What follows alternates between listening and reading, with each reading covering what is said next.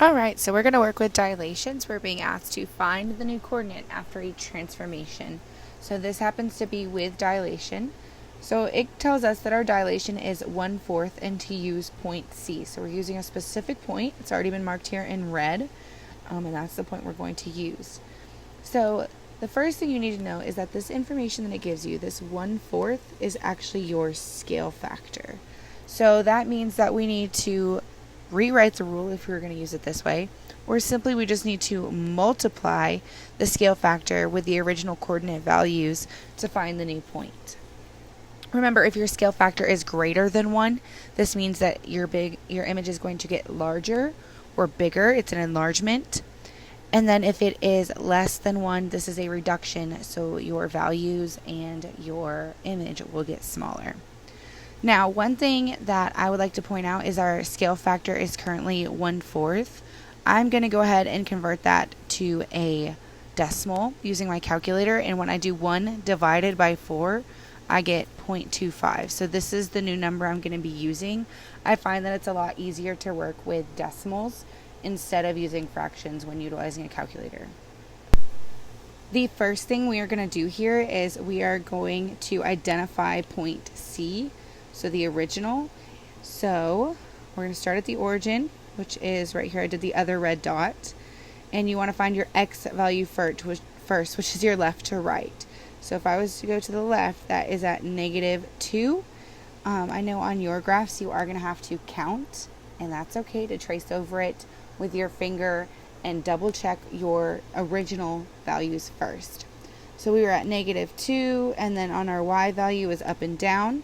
So I'm going to put -2, comma, and then that point C is at -5 on the C.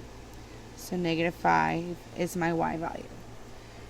Now that I have this, I'm going to go ahead and rewrite this coordinate just like I saw on the other side where it gives us the rule. So xy is to sfx, sfy.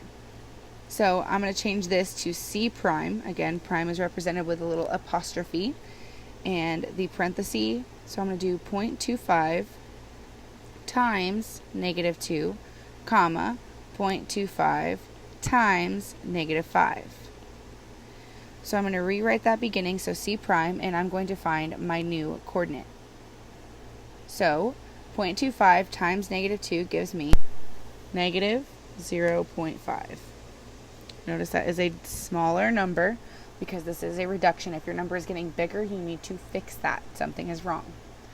Next one is on the other side for that new y value is 0.25 times -5. So that gives me -1.25. So again, this is representing multiplying, not an x, so you're not solving for x here, you're just simply multiplying. And when I've used my calculator to multiply my scale factor by the value for x and the value for y in the original coordinate, I am now with my new or prime coordinate.